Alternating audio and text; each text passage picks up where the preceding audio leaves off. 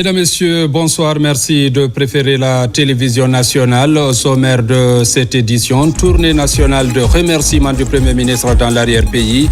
Amamou Amadou Riba a salué l'engagement citoyen des populations suite au vote référendaire. Il a ensuite invité les acteurs des médias à plus de responsabilités. Appui à l'éducation au lycée, les anciens élèves de la promotion Kotobari offrent des kits didactiques, des bureaux et des tables-bancs à l'établissement. Et puis au Sénégal, le salon du livre féminin de Dakar a mis l'accent sur la résistance. Des Guinéens sont invités. Une fois encore, bonsoir et bienvenue dans ce journal, tournée nationale de remerciements du Premier ministre après le vote référendaire. Amamou Amadou Riba a bénéficié d'un accueil chaleureux.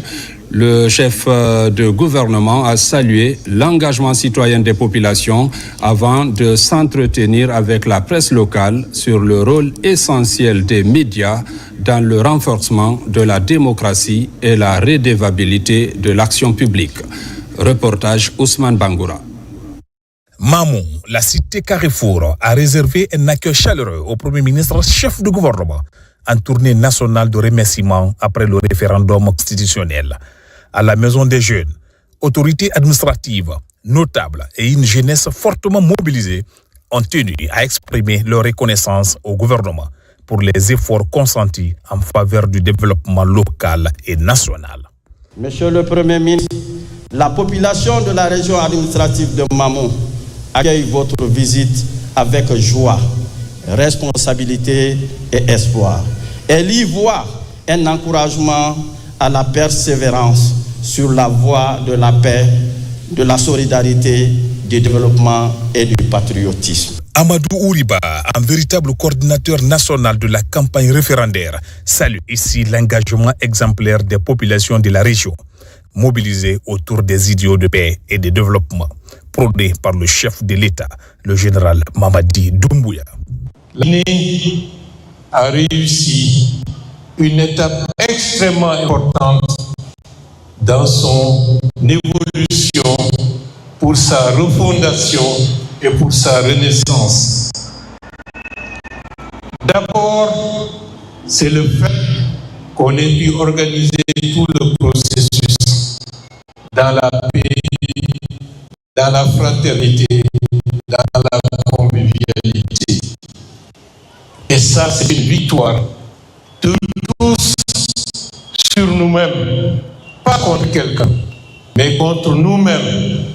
Parce que des décennies, les élections ou les consultations ont toujours été émaillées de disputes, de conflits et de divisions. Grâce à Dieu, le travail qui a été accompli montre que nous sommes capables de nous unir. Nous sommes capables de regarder tous avec une large majorité dans la même direction. C'est cela qui fonde une nation. Parce qu'à partir du moment où l'effectivité de la nation est devenue une réalité, on peut construire le futur, construire le développement sans crainte, avec assurance. Donc, merci beaucoup pour cette capacité d'assurer cette opération référendaire dans le calme, dans la vie.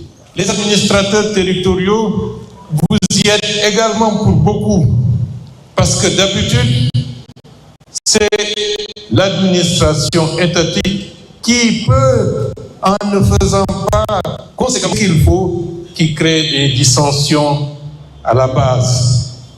Neutralité, efficacité, respect des textes vous a garanti et vous devez encore davantage assumer cette responsabilité et agir dans la même direction. C'est la raison pour laquelle le président de la République, Jean Mamadi Doumbouya, dans un premier temps, demandait à tous ceux qui ont été dans le cadre de la campagne référendaire de retourner et de remercier les populations par rapport à leur engagement et leur action pour le référendum du 21 septembre. Par la suite, il a estimé qu'il faut que le Premier ministre fasse le tour, visiter toutes les capitales régionales et faire entendre le message à travers les autorités locales, à travers les autorités territoriales, à l'ensemble de la population, que le président de la République est satisfait et vous remercie.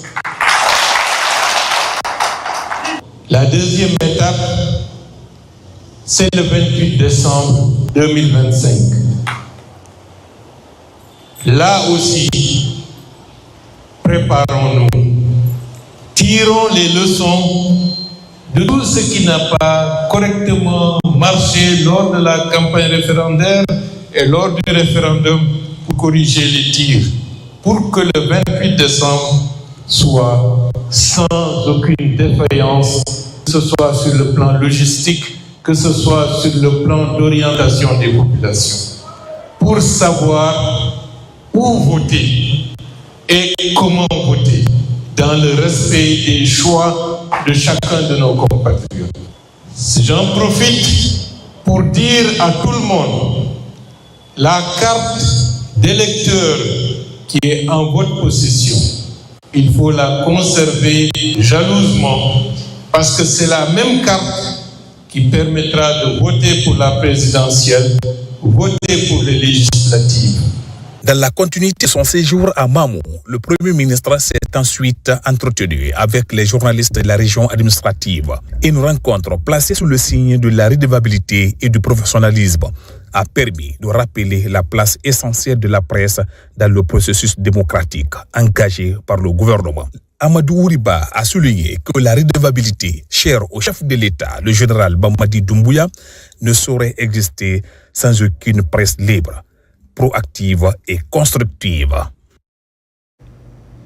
Dans la préfecture de Télémélé, des messages de remerciement ont été adressés à la communauté. Les cadres ressortissants ont exprimé toute leur reconnaissance à la population suite à la stabilité observée pendant et après le vote. Depuis Télémélé, Tcherno Maroufba, Mohamed Mpati Kamara. Après le référendum, le parrain de la préfecture de Télémélé, Dr Omar Djeba, est dans la localité. Accompagné des ressortissants, il rencontre les autorités administratives, des présidents des délégations spéciales ainsi que les sages des 14 sous-préfectures de Télémélé. L'objectif est clair, remercier l'ensemble des acteurs locaux pour le bon déroulement du scrutin référendaire. Ce vote qui s'est passé dans des conditions très bonnes parce qu'il n'y a pas eu d'incident et ça s'est passé dans le calme, la sérénité, la transparence et en toute responsabilité. Et nous, pour ce qui est de la préfecture de Télémélé, il fallait que nous revenions ici, échanger avec les leaders d'opinion à tous les niveaux pour leur exprimer notre gratitude, les remercier pour tous les efforts qui ont été fournis en faveur du oui. Le travail que nous avons fait pendant ces 4 ans ont donné à ce résultat 94,54% pour le oui et 92% de participation. Tout ça, ça a à voir avec le chef de l'État, sa vision pour la nation. Cette rencontre avec les leaders d'opinion a également servi de cadre d'échange autour des actions entreprises par le chef de l'État depuis le 5 septembre, notamment dans la préfecture de Télémélé. Des messages forts en faveur de la cohésion sociale et de la quiétude ont été transmis. Avant de quitter Télémélé, le ministre de la Santé et de l'Hygiène publique, parrain de la préfecture, a exhorté les populations à maintenir cette dynamique de paix à l'approche de l'élection présidentielle prévue pour le mois de décembre prochain. Dans le monde du travail, une campagne de contrôle systématique est lancée en Guinée. Le top départ est donné dans 4 entités publiques et privées de Conakry. Cette activité qui se déroulera sur une période d'1 mois vise à renforcer la régulation, la transparence et la bonne gouvernance dans le monde du travail. Moussa Namina Keita, Mohamed Cherif Kamara. C'est une campagne d'envergure nationale que vient de lancer l'Inspection générale du travail. Elle engage un vaste contrôle systématique dans les secteurs stratégiques de l'économie. Le lancement symbolique a eu lieu à Conakry au sein de plusieurs institutions, dont Ecobank, l'AGIP, NCA Assurance et Diwalgui. L'objectif de cette campagne est d'abord de questionner le système. Ce sont des secteurs qui embauchent un certain nombre de personnes. Il y a eu des conflits qui sont nés dans ces secteurs liés à l'utilisation des sociétés de placement, liés à des heures de travail. Le diagnostic posé avant ne nous permettait pas de voir vraiment clair la situation des travailleurs de ce secteur. C'est quelque chose qui fait partie de nos plans d'action, fait partie de nos missions. Et nous travaillons étroitement avec l'Inspection générale du travail sur beaucoup de dossiers. Vraiment, ça nous fait plaisir de le recevoir aujourd'hui pour ce contrôle-là. Cette initiative vise à instaurer un environnement de travail plus juste, respectueux des droits des travailleurs. Nous avons compris que cette campagne qui est à l'initiative des autorités vise à instaurer une culture de transparence, d'équité, mais aussi de responsabilité au sein de nos différentes institutions. Nous accueillons avec plaisir la démarche de l'Inspection générale du travail, qui est là dans une démarche pédagogique pour aider les entreprises que nous sommes, afin qu'elles puissent être des entreprises citoyennes et qu'elles puissent respecter la législation. Jusqu'au 10 novembre prochain, l'Inspection générale du travail entend poursuivre cette mission dans tout le pays. Étape décisive dans la réforme du système d'inspection en Guinée au service d'une gouvernance plus rigoureuse. Lancement aussi de la campagne de vulgarisation de la loi et politique nationale de volontariat en Guinée. C'est la ville de Kindia qui a abrité l'événement. Cette campagne se veut un espace d'information, de mobilisation et de motivation pour la promotion et l'épanouissement de la jeunesse à travers le volontariat. Bureau RTG Kindia, Alpha Yayasa, Fana Labaya Kamara. Ici à Kindia, le ministre de la Jeunesse est dans cette salle avec le représentant du Programme des Nations Unies pour le développement, le PNUD. Objectif, lancer officiellement la campagne de vulgarisation de la loi et la politique nationale du volontariat en Guinée. En formulant le vœu que cette initiative soit couronnée de succès et suscite des échanges riches et constructifs, j'en appelle à la jeunesse de Kindia pour qu'elle prenne une part active à la conférence débat. Vous avez devant vous une équipe engagée, prête à braver la pluie, le soleil, la poussière pour aller à la rencontre de la communauté afin de leur expliquer le bien fondé de cette loi et de cette politique nationale de volontariat. La formulation de la loi et politique du volontariat a été un processus soutenu techniquement et financièrement par le PNUD. Nous travaillons avec le ministère de la Jeunesse pour l'épanouissement socio-économique des jeunes. Parce que le volontariat, comme l'a dit monsieur le directeur, c'est un don de soi, c'est un engagement pour les communautés, c'est un engagement et un acte de solidarité vis-à-vis aussi de la nation. Le volontariat est bien plus qu'un système de solidarité. C'est un levier puissant de développement, de cohésion sociale et d'insertion socio-économique et professionnelle des jeunes. Il est reconnu par les Nations Unies, l'Union africaine et la CEDEAO comme une priorité stratégique pour renforcer la résilience des communautés, promouvoir la paix et favoriser l'engagement citoyen des jeunes. Il n'y a pas longtemps, 350 volontaires viennent de passer par l'ASCAD afin d'assurer leur formation morale avant leur déploiement. Pendant ce temps, au port autonome de Conakry, l'heure est à l'amélioration de la cadence et l'évacuation des marchandises pour désengorger le quai. Déjà, une nouvelle grille est lancée pour faciliter les opérations. Nabi Kamara. Maintenir les bonnes pratiques et promouvoir la compétitivité tout en favorisant l'émergence de l'économie guinéenne, c'est l'objectif que se fixe actuellement le port autonome de Conakry. Sa direction générale essaye d'améliorer la cadence de la charge et la décharge des marchandises.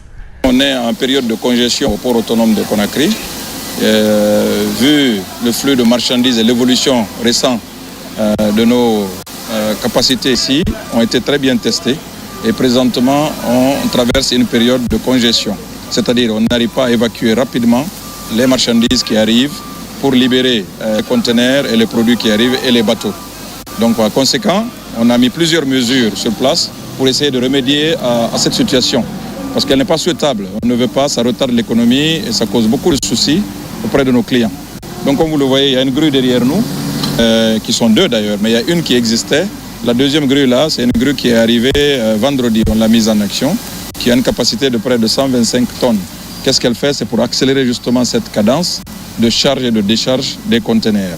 Donc ici avec Conakry Terminal, on est au niveau du quai 10. La communauté portuaire et les partenaires stratégiques comme Alport multiplient les initiatives pour plus de compétitivité. On a maintenant augmenté la cadence de charge et de décharge au niveau du quai 10, parce que le quai 12, lui que vous voyez de loin, on a des portiques, il est bien équipé, il arrive à faire rapidement les charges et les décharges des conteneurs. Depuis l'arrivée du CNRD au pouvoir, le port autonome de Conakry a connu une grande évolution. Pour redorer son blason et s'inscrire dans une logique de pérennisation, de nouvelles mesures sont annoncées.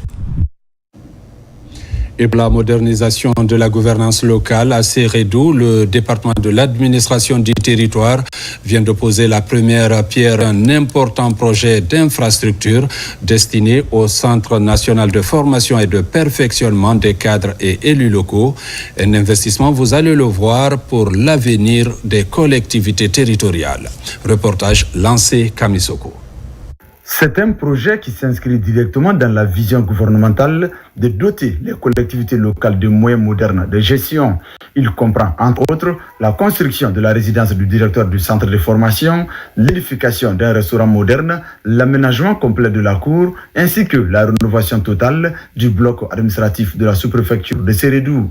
C'est donc un double impact, la formation des cadres et l'amélioration des conditions de travail de l'administration locale. La construction du restaurant et du logement du directeur de ce centre s'inscrit dans la politique de déconcentration et de proximité voulue par les autorités au plus haut niveau du pays, sous la clairvoyance de son Excellence, Monsieur le Président de la République, chef de l'État, chef suprême des armées, le général d'armée Mamadi Doumbouya. La cérémonie de lancement cite une vive satisfaction. Ce projet, financé par le budget national de développement, BND, traduit la volonté ferme du Président de la République, chef de l'État, chef suprême des armées, le général Mamadi Doumbouya,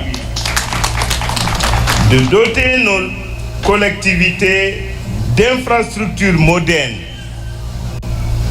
fonctionnelles et durables.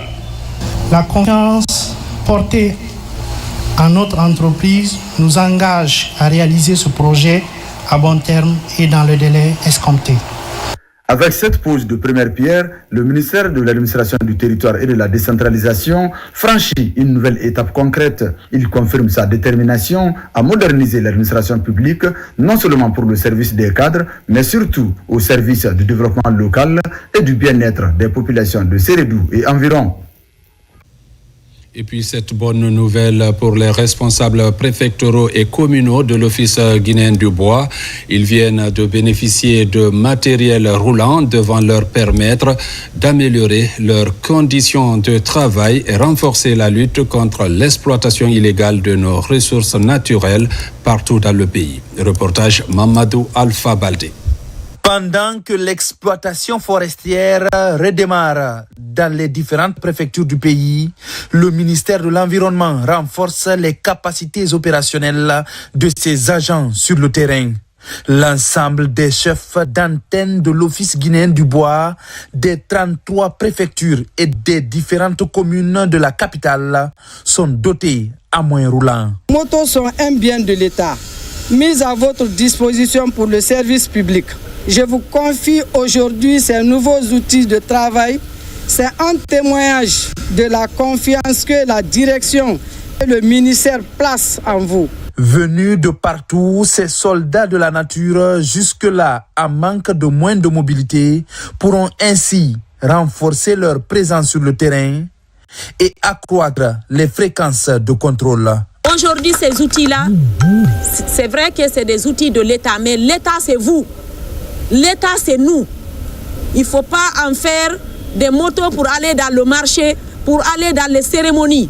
C'est des motos pour aller faire les suivis sur le terrain. Les engins qui vous sont remis, le message de madame, c'est quoi? C'est que ces engins doivent être utilisés exclusivement pour les travaux de terrain. La refondation, c'est créer toutes les conditions optimales pour qu'on puisse effectivement répondre valablement de nos fonctions et de nos attributions. C'est dans le cadre du programme de refondation initié par le président de la République, le général d'armée Mamadi Doumbouya. Avec cette remise de matériel roulant, le combat pour une exploitation durable et rationnelle des ressources naturelles se voit désormais renforcé. Dans le domaine de l'éducation, l'amicale Kotobari accompagne le lycée Yimbaya. Ce sont entre autres du matériel didactique et mobilier de bureau pour les 24 salles de classe. Objectif, améliorer les conditions d'apprentissage des élèves. Des précisions avec Moussa Bangoura. Le lycée Léopold Sédar Senghor ou lycée Yimbaya, un des plus grands établissements publics de la capitale. Cette école a formé tant de cadres qui ont rendu de bons et loyaux services à l'administration guinéenne. Ici, les anciens élèves réunis en association dénommée Amicale Kotobari unissent les efforts pour accompagner cet établissement en cette ouverture des classes. Un geste composé de matériel didactique, des chaises et tables pour contribuer à améliorer les conditions d'apprentissage. Chaque initiative en faveur de l'école s'inscrit dans une dynamique nationale visant à bâtir une société plus instruite, plus équitable et plus prospère. Nous lançons un appel fraternel à toutes les autres associations d'anciens élèves.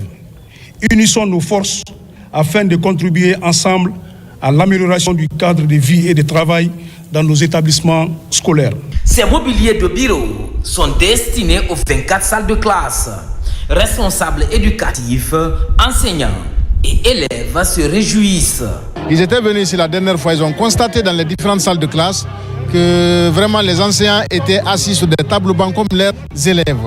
Ils n'ont pas trouvé cela normal, alors ils nous ont promis qu'ils allaient revenir. Point que les remercier. À travers cette activité, des hommages ont été rendus à Kotobari, ancien proviseur du lycée Yimbaya, qui a marqué son passage de manière positive au lycée pendant 13 ans. À l'époque, on diffusait à la radio. Mais quand on commençait lycée Yimbaya, les gens se disaient que nous avons une magie ici pour pouvoir donner le bac aux élèves. C'était tout simplement une organisation interne. Les professeurs, je dis bien, étaient en famille. Vous avez été reconnaissants, que Dieu guide vos pas. En guise d'encouragement, des satisfecits ont été remis à certains enseignants qui se sont illustrés dans l'encadrement des enfants. A précisé qu'Elhaj Abdoulaye Bari dit Koto Bari, l'ancien proviseur du lycée Yimbaya que vous venez de suivre dans ce reportage tourné avant-hier vendredi est décédé ce matin des suites de maladie. Son enterrement est prévu demain lundi au quartier d'Abompa, paix à l'âme de l'illustre disparu. Pour soutenir toujours et encourager la scolarisation, plusieurs initiatives scolaires continuent de voir le jour. Parmi elles, la remise des kits scolaires aux élèves de l'école primaire de Frigiadi Plateau dans la préfecture de Koya. Reportage Marwan Kamara.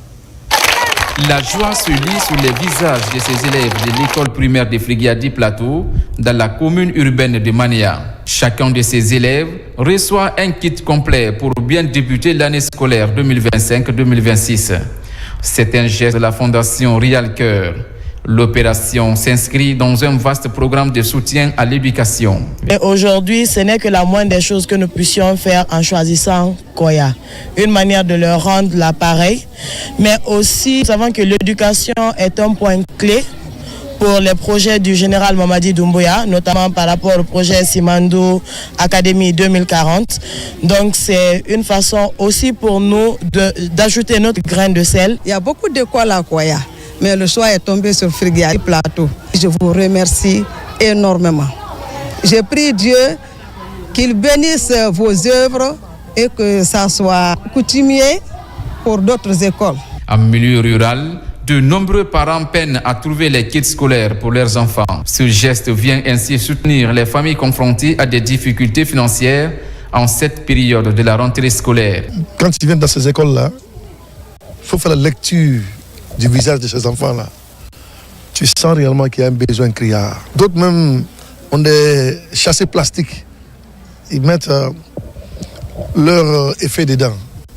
Donc donner un sac à ces jeunes-là, c'est comme ouvrir le paradis. Hein? Nous remercions Rialcar qui a pensé à eux. Cette participation démontre l'attention et l'intérêt que la Fondation Rialcar porte sur l'accès à une éducation de qualité pour les enfants en situation difficile en Guinée. En Zérékoré, la Confédération nationale des organisations socio-professionnelles de l'élevage de la région vient d'animer un espace d'échange et de partage d'expériences sur les bonnes pratiques de gestion des produits et sous-produits d'origine animale. L'idée est de prévenir les maladies zoonotiques tout en favorisant la compétitivité des produits locaux. Reportage Mohamed Salioupaï. Ils sont venus des 6 préfectures de la région administrative de Zérékoré et ils ont un seul objectif, partager leurs expériences sur les pratiques de gestion des produits et sous-produits d'origine animale. L'initiative est de la Confédération nationale des organisations socio-professionnelles de l'élevage en Guinée. L'objectif recherché, c'est d'appliquer l'hygiène des aliments d'origine animale. Donc il faut sensibiliser la population, sensibiliser les acteurs qui sont sur cette chaîne, pour que les manières de traitement changent. Tout ce qu'on parle là, il faut parler de la santé. Et la santé, c'est à travers la consommation des produits et sous-produits d'origine animale. Si ces produits-là ne sont pas entretenus, ne sont pas produits de façon correcte, on aura toujours affaire aux maladies, surtout les maladies zoonotiques. Du bétail au lait, en passant par des sous-produits, le secteur de l'élevage a toujours été un levier économique durable pour le monde rural guinéen. D'où la nécessité de valoriser ce secteur porteur de croissance. Les sous-produits animaux, souvent négligés ou mal gérés, représentent pourtant une source économique importante. Lorsqu'ils sont bien valorisés, ils contribuent à la création d'emplois, à la réduction du gaspillage et à la protection de l'environnement. Cette démarche de promotion de bonnes pratiques, de renforcement de capacités des acteurs et de la mise en conformité avec les normes internationales en matière de gestion durable des ressources animales se déroule sous l'impulsion du ministère de l'élevage. Volet santé toujours dans la ville de Labé, une campagne de dépistage de l'hypertension artérielle et du diabète est en cours. Elle a permis à plusieurs personnes de connaître leur statut. Reportage Sarafdine Diallo, Nabila Kamara. En Guinée, le diabète et l'hypertension artérielle ne sont plus des maladies marginales. Elles représentent désormais un véritable défi de santé publique. Une campagne de dépistage et de sensibilisation est en cours dans toutes les préfectures de la Moyenne-Guinée avec pour ambition de toucher 10 000 personnes. L'initiative est portée par l'Ordre de Malte France et Sanofi Global Health Unit. 120 professionnels de santé, médecins, infirmiers, aides-soignants, ainsi que 460 agents de santé communautaires ont été formés et outillés pour détecter, prendre en charge et accompagner les patients atteints de diabète et d'hypertension. Cette campagne de sensibilisation et de dépistage que nous lançons aujourd'hui revêt une importance capitale pour la santé de nos populations. Elle permet non seulement de dépister gratuitement les personnes à risque, mais aussi de renforcer les connaissances de la population sur les bons comportements à adopter. Le manque de dépistage conduit souvent à des complications graves, accidents vasculaires cérébraux, infarctus ou insuffisance rénale. La bonne nouvelle est qu'on peut prévenir toutes ces complications, comme l'a rappelé tout à l'heure Madame la sous-préfète, en adoptant un mode de vie sain, sans tabac, sans alcool, en réduisant le sel, en pratiquant une activité physique régulière. Nous voulons impliquer toute la population de Popoda, que chacun puisse venir se dépister et savoir son statut pour qu'il puisse se comporter pour l'avenir. À l'échelle mondiale, les maladies non transmissibles comme le diabète et l'hypertension figurent parmi les principales causes de mortalité. En Guinée, une personne sur 3 est hypertendue et les décès liés aux maladies cardiovasculaires ne cessent d'augmenter. Allons à Mamou, où des prestataires de santé du pays viennent d'être outillés sur la prise en charge sanitaire des victimes des complications liées aux mutilations génitales féminines. C'est sur initiative du ministère de la Promotion féminine. La formation qui a duré 3 jours a été financée par l'UNFPA. Sur place, Mamadou Patebalde. Selon les experts en santé, les mutilations génitales féminines constituent un frein à l'épanouissement de la femme et la jeune fille. Ces pratiques entraînent des graves complications sur leur état de santé. Face à ces conséquences, la Direction nationale de la promotion féminine et du genre tente de rehausser le niveau des prestataires de santé des 4 régions naturelles du pays sur les techniques de prévention et la prise en charge des victimes de VBG. Et pourquoi ces sages-femmes? Parce que parmi les pratiquants de la mutilation génitale féminine, suivant l'IDS de 2018, 31% sont des agents de santé, particulièrement les sages-femmes, les matrones. Et donc ça va un peu en contradiction avec les dispositions légales. Financé par l'INFPE, l'ambition est d'élargir la sensibilisation à l'endroit des prestataires sur les dangers de la médicalisation et de procéder à la mise en place d'un comité de suivi et de surveillance dans les structures sanitaires du pays. Il faut retenir de cette formation une réelle volonté de notre institution, l'UNFPA, accompagner le gouvernement guinéen à travers la démédicalisation des MGF. En tant que sage-femme, d'abord, je continuerai à renforcer les sensibilisations, comme on faisait les sensibilisations avant. Cette rencontre permettra à ces prestataires venus des régions de Labé, Mamou, Kankan et Zérékoré d'intervenir de façon efficace dans l'exercice de leur profession en cas d'urgence. Fin à Kissidou de la première session du comité de pilotage technique régional de la santé de Farana. Les participants ont procédé à l'évaluation de la performance des structures déconcentrées, les IRS ou encore DPS, des projets et programmes dans la mise en œuvre des activités au cours des 6 mois écoulés ont été également passés en revue. Ibrahima Oulem Fofana est notre correspondant régional. Suivez. C'est la rencontre du comité technique de la santé de la région administrative de Farana. Elle regroupe les cadres régionaux et préfectoraux du secteur de la santé des 4 préfectures de la région. Pendant 4 jours d'activité, ces professionnels de santé passent en revue l'ensemble des activités du premier semestre de l'année en cours.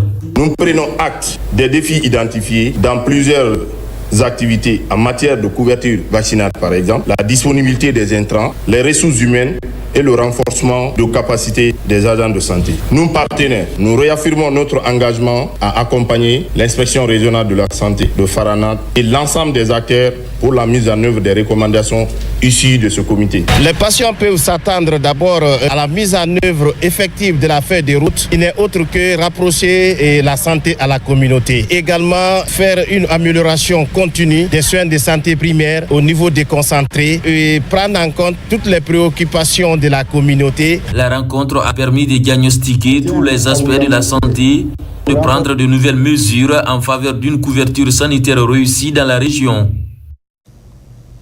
À présent, je vous amène à Dakar, la capitale sénégalaise, où se tient le premier sommet des filles d'Afrique de l'Ouest et du Centre.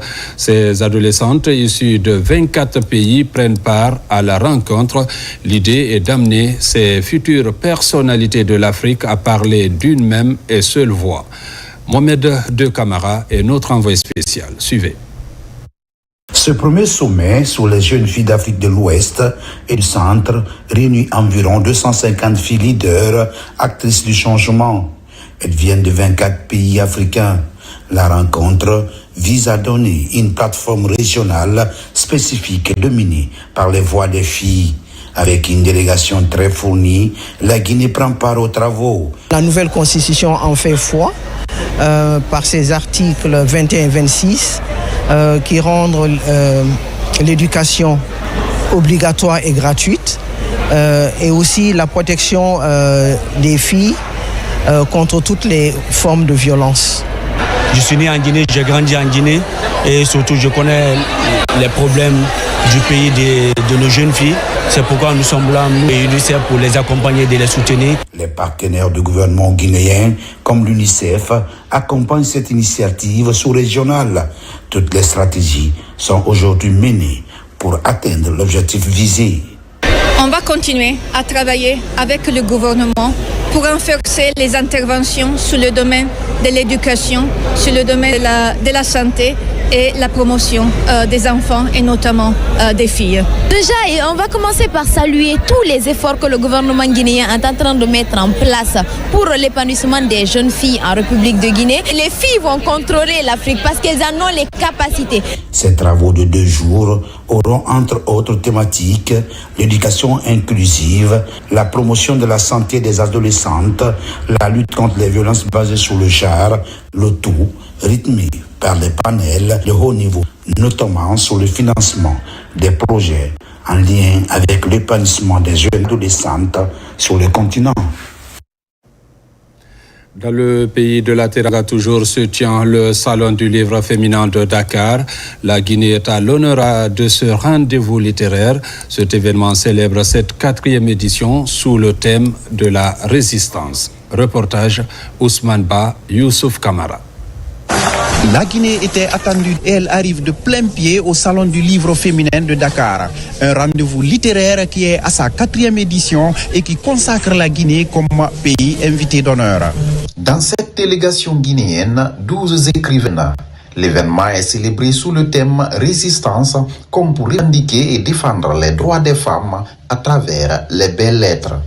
Le fait que ces femmes sont présentes ici aujourd'hui démontre la volonté de son Excellence Monsieur le Ministre d'accompagner la littérature féminine, de valoriser les écrivaines et de leur offrir un espace d'échange, cet espace, une tribune internationale en quelque sorte, pour que leurs œuvres puissent inspirer, rayonner et dialoguer. Je profite de ce salon pour promouvoir mes 2 ouvrages, mais au-delà de porter les messages surtout qui se retrouvent dans ces 2 livres, Cœur meurtri, vous le savez, c'est un hymne à la vie et Rêve brisé, c'est une façon de dénoncer les abus sexuels et c'est pour moi l'occasion de partager le contenu de ces ouvrages à tous les participants pour qu'ils sachent quand même qu'il y a des voix qui se lèvent, des voix féminines surtout.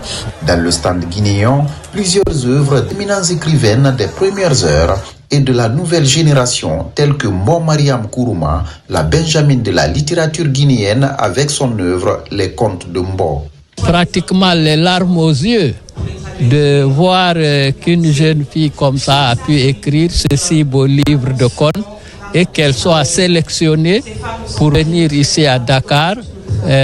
Bravo pour elle. Je suis très contente et surtout fière de représenter la Guinée. Ce rendez-vous de partage d'expériences est marqué par l'animation de plusieurs panels où se côtoient les lettres et les mots avec des idées qui façonnent l'imaginaire. La Grande Mamaya à Grenoble en France, l'événement mobilise des Guinéens et Maliens pour la valorisation de la culture, mais aussi inculquer ces valeurs aux enfants de la diaspora. Reportage Alia Keita, Sekou Fernand Koroma. Retrouvailles culturelles. La 7e édition de la Grande Mamaya Internationale est encore au rendez-vous cette année. C'est la ville de Grenoble qui vient de vivre cette édition. La Guinée forestière était à l'honneur dans une ambiance festive. Il s'agit au cours de la structure Copa Event de promouvoir la culture et de nouer des relations de fraternité entre les pays participants. C'est un devoir pour nous de transmettre nos valeurs à nos enfants qui sont nés ici. Donc la motivation est partie de là. La transmission des valeurs à la source. Donc on ne pouvait pas rester sans instaurer la Mamaya ici, qui est devenue maintenant notre patrimoine culturel. Et ça fait 7 ans nous sommes là-dessus. L'année dernière, la moyenne Guinée à l'honneur. Cette année, la Guinée forestière. L'année prochaine, la Basse-Côte et le Sénégal comme pays invité d'honneur. Placés sous le parrainage de la République du Mali, les ressortissants de ce pays frère ont répondu massivement à cette Mamaya internationale. La Guinée et le Mali, deux pays qui partagent une culture commune. Comme le Mamaya est né à Bamako et s'est reporté à Kankan, nous sommes à l'honneur de cette soirée-là. Ça fait vraiment plaisir parce que le Mali et la Guinée, c'est le même peuple. Ça fait plaisir de faire ce genre de soirée, d'organisation pour qu'en France, les Européens puissent voir que nous avons une culture vraiment formidable. L'organisation de la Mamaya internationale est un creuset pour la valorisation de notre identité, histoire de permettre aux jeunes Guinéens nés en Europe de vivre la culture de leur pays. Pour donner de la couleur à l'événement, deux artistes guinéens de renom, Mbalou Kanté et Alpha Diop Dara, ont animé la soirée. Sport, la Fédération guinéenne de judo s'inscrit dans la dynamique de promotion de ce sport de combat en Guinée. C'est dans cette optique qu'elle a bénéficié d'un important lot de matériel et d'équipements grâce à l'appui de la Fédération internationale de judo. Il y a eu également la signature d'un partenariat avec Mondial Express. Reportage Abdoulaye Diallo, Sadouba. La date du 9 octobre 2025 reste désormais gravée en lettres capitales dans les annales du judo guinéen. Elle marque l'acquisition d'un important lot de matériel et d'équipements pour répondre efficacement aux attentes liées à l'organisation des compétitions de haut niveau pour plus de performances des judokas. Un appui de la Fédération internationale de judo en faveur de la Guinée. Ce don que vous venez de voir venant de la Fédération internationale de judo est vraiment salutaire. La Guinée et le Japon entretiennent également une longue histoire en matière de judo. Ces judokas guinéens ont eu l'opportunité de se former au Japon. Des judokas japonais sont venus enseigner en Guinée. Cependant, ces dernières années, le défi consiste à relancer ces échanges. Au regard des multiples résultats positifs sur le continent et ailleurs dans le monde, le judo se retrouve parmi les 4 meilleures fédérations nationales du prix Nimbador. Des prouesses qui attirent et marquent les esprits. D'où la signature du partenariat entre la FEGI Judo et Mondial Express. Nous avons souhaité, à travers ce partenariat, accompagner sur le long terme la fédération de judo, aussi bien en termes, comme je l'ai dit, de mobilité qu'en termes d'équipement, mais aussi l'organisation même des compétitions à travers la Guinée et à l'international. Les disciplines ont mission première l'occupation saine de la jeunesse. Et aujourd'hui, nous sommes autour, donc depuis l'année dernière, nous faisons les statistiques de 2700, environ 3000 licenciés pour le judo en Guinée, pour que nous organisions pour la toute première fois un Open de judo en République de Guinée en 2026. Avec l'acquisition de ces matériels et l'accompagnement des partenaires, la FEGI Judo sera apte à organiser des compétitions de grande envergure, comme le championnat national prévu du 22 au 24 octobre prochain et éventuellement l'Open de Conakry en octobre 2026. Mesdames, Messieurs, c'est la fin de cette édition. Merci à vous qui nous suivez du côté des Go. C'est dans la préfecture de Lola, comme partout ailleurs dans le monde. Bonne suite de programmes sur la télévision nationale.